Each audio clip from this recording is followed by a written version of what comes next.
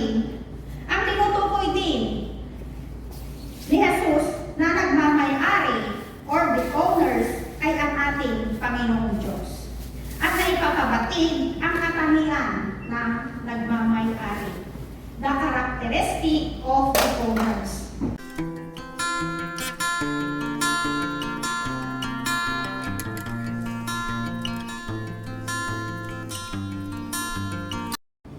Amen. So, sa mensahe ng ating awaiting in grace alone. Magandang umaga po sa ating lahat. Magandang umaga sa inyong kapatid. At ganun din, magandang umaga sa ating mga kapatid na ipanambahan through live streaming saan man dako. Magandang umaga, hapon o gabi sa inyong lahat. Kumusta po tayo? Mabuti. Mabuti-buti. Okay. O kinakabahan. Kasi Typhoon 8, parang walang pananambahan na magaganap. Ngunit salamat dahil tunay na napakabuti ng ating Panginoon na sa kanyang grasya tayo ay narito ngayon. Amen. Nagkakaisa na nananambahan. Amen. Amen. Kaya tayo manalangin. Diyos ang mananging makapangyarihan sa lahat. Nawa ko, Panginoon, ay ikaw ang magsalita sa bawat isa sa ating Panginoon. Nawa, Panginoon, ay makasalot po kami ng iyong tubig na nagbibigay buhay upang sa ganun, Panginoon, na ito ay aming sandata sa mga araw na darating, Panginoon. Yes, Lord, buksan mo po ang pamilig ng bawat isa, Panginoon. At ganun din, Panginoon, na ikaw ang maging sentro ng aming pananambahan. Sa ngalan ng aming pagmamahal na si Jesus. Amen. So, ngayong buwan ng Oktubre ay ipinagdiriwang natin ang Pastor Appreciation Month. Happy Appreciation Month sa ating mga pastor all over the world. Higit lalo sa ating mga pastor dito sa MIC. Ang ating senior pastor na si Reverend Eden Fletcher, ang ating associate pastor na si Reverend Israel Bangsil, at ang ating deacon pastor na si Reverend Paul Mac, and ang ating pastor na si Pastor Heather. Pinagdiriwang din natin ang Christian Education Month. Nagpapasalamat po tayo sa ating mga facilitators ng Bible Study ng FCC. Dahil sa kanila ay lalong na ipapabatid at nauunawaan natin ang mga salita ng Diyos. More blessings po sa inyong lahat. Pinapasalamatan din natin ang ating Panginoong Jesucristo na siya ang dakilang tagapagturo. Sabi niya sa kanyang panalangin sa Juan Kabanata 17, talata 4, inihayag ko dito sa lupa ang iyong kalwalhatian. Tinuro ni Jesus sa kanyang mga alagad ang lahat ng dapat natin matutunan. At siya ay tinawag na Rabbi, Teacher, o dakilang guro. Sa kanyang pagtuturo ay gumamit siya ng mga talinghaga. Sa ating aralin ngayong araw na ito ay isa sa turong talinghaga ng ating Panginoong Jesus ang ating pag-aaralan. Ang talinghaga ng hubasan at ang kanyang mga kasama. Iba lang yung version na binasa. Yung nabasa doon ay sinabi niya doon sa mga magsasaka. Magsasaka. Ngunit doon sa version na aking ginamit, ang term na nagamit ay mga kasama. So may pagkakaiba po. Sa talinghagang ito, mga kapatid, na ipapakita o na ipapahayag ang kadakilaan ng ating Diyos. Ipinapabatid din ni Jesus kung ano ang mangyayari sa nalalapit niyang paghihirap. Nasa huling linggo ng kanyang pangangaral si Jesus ng panahong itinuro niya ang talinghaga ito. Naandon ang kanyang mga alagad, ang mga napakaraming tao, at ganun din nakikinig sa kanya ang mga saserdote at mga pariseo. Naandun sila hindi upang tinggin yung sinasabi ng ating Panginoong Hesus, kundi naandun sila upang siluhin ang ating Panginoon. Sinabi ng ating Panginoong Hesus, pakinggan ninyo ang isang talinghaga. May isang taong nagtanim ng ubas sa kanyang bukid, at ito'y binakuran niya. Gumawa siya roon ng pisaan at nagtayo ng isang mataas na bantayan. Pagkatapos, kanyang iniwan sa mga kasama ang ubasan at siya ay nagtungo sa ibang lupain.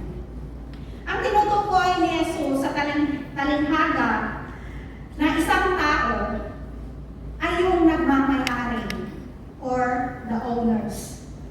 Napakinggan natin noong September 24 ang sermon ni Ate Raquel tungkol sa talinghaga ng manggagawa, na kung saan ibinigay niya ang may-ari ng ubasan ay ang ating Panginoong Diyos. Ang mga manggagawa na kanyang tinawag ay tayo o ang mga mananampalataya o mga tagasunod. Sa ating aralin, mga kapatid, ang tinutukoy din ni Jesus na nagmamay-ari or the owners ay ang ating Panginoong Diyos. At naipapabatid ang katangian ng nagmamay-ari. The characteristic of the owners. Number 1 is the owners provides.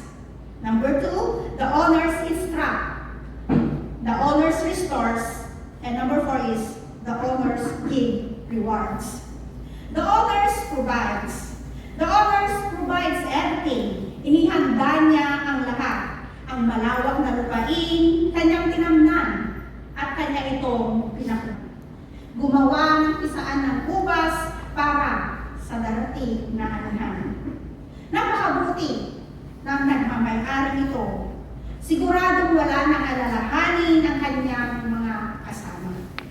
Well prepared ang sakahan na andun na lahat, at ito'y nasa ligtas at mahalwang kalagayan. Dahil nilagyan niya ito ng bakod. Wala nang mga masasamang tao na makaka-trespass doon.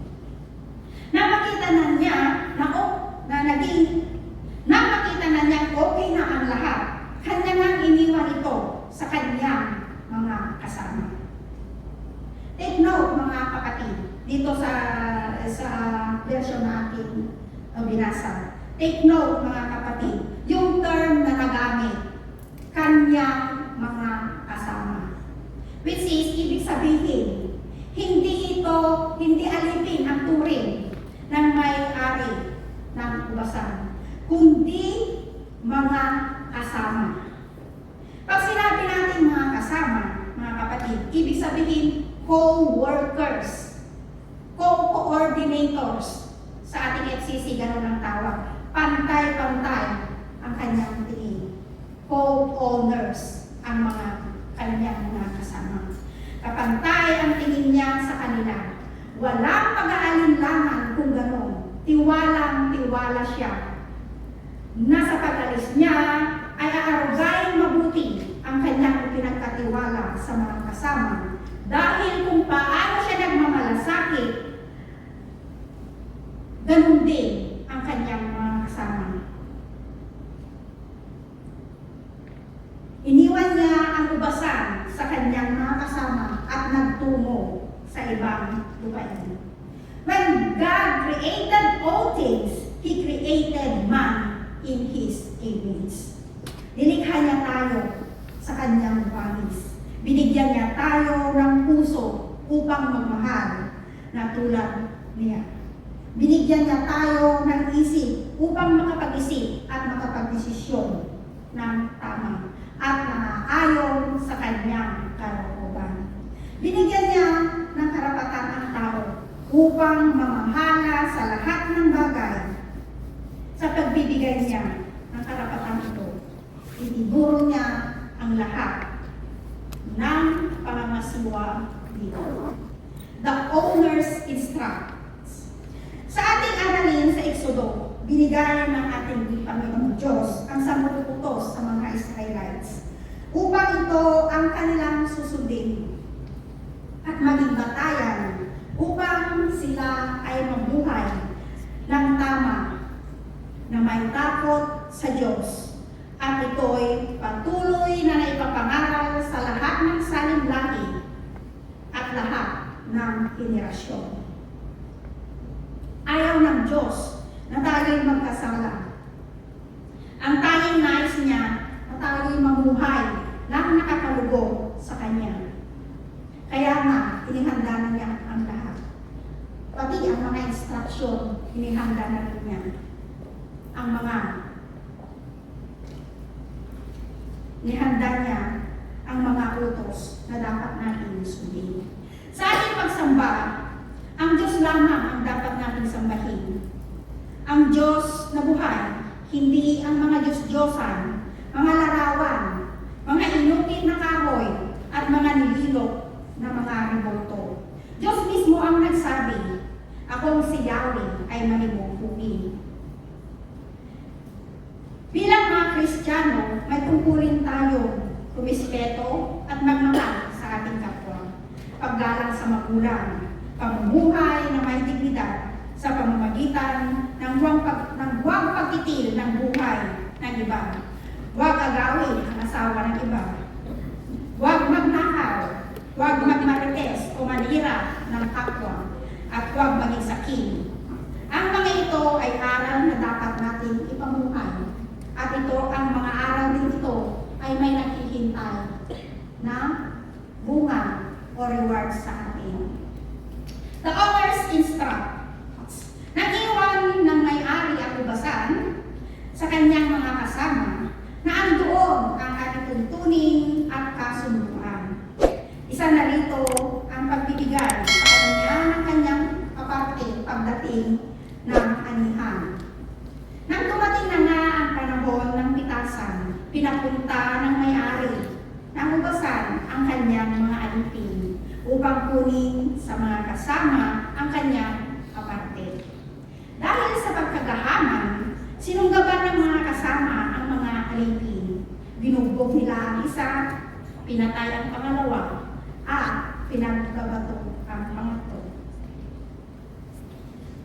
Nagutos muli ang may-ari ng mas marami pang alipin, ngunit ganun din ang kanilang ginawa. Nag-isip-isip ang may-ari, kaya pinadala niya